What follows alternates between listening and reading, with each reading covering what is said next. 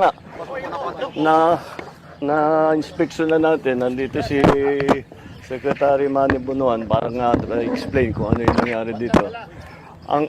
Ang ending nito, ang kapulot-dulo nito, design flaw. It is a design flaw. Mali yung design. Ang history kasi nito, dapat ang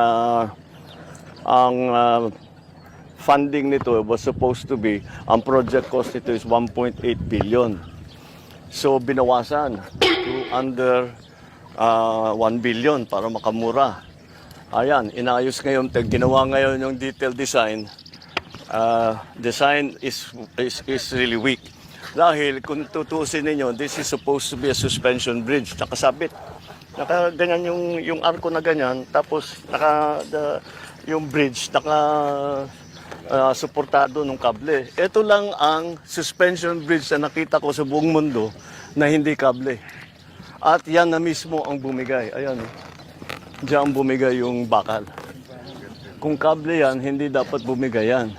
Tapos yung pag-anchor nung support, tignan niyo doon lang sa baba.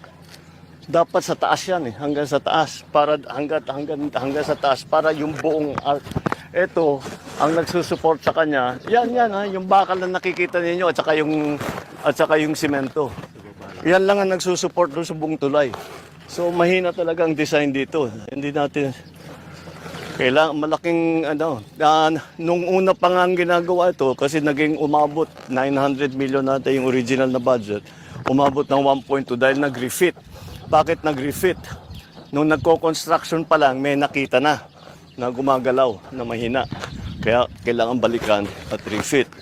So the whole process is okay naman. Yung construction, yung contractor, sinundan naman ang plano.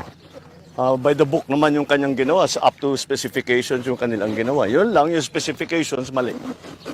So this is a design problem. Napos, this is a 44-ton bridge. Dapat 44 tons ang acceptable load. Yung dalawang truck na yan, yung naiwan yung isa, over 100 tons yan. Dalawa yan ang dumaan. Kaya, ayan ang nangyari. Hindi talaga kaya. Ito yata yung una Ito yung bumigay. Wala nang plate Ito, baka na.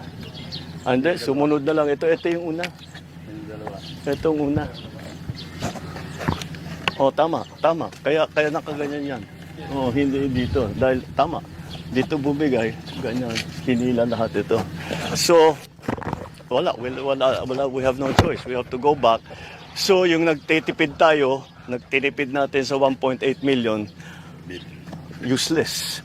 Ngayon, babalik na naman tayo, gagastos na naman tayo ng malaki. Papalitan natin yung mga support, parang nagtayo na naman tayo ng bagong tulay. Sir, Yeah.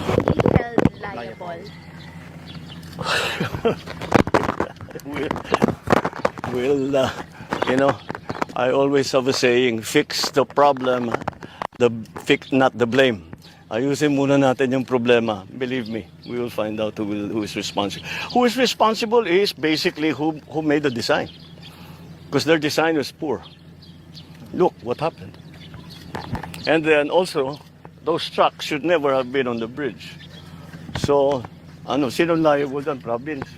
Hindi national to national to. Yeah, we have to be more careful about monitoring yung mga load. Kasi, ganyan ang problema.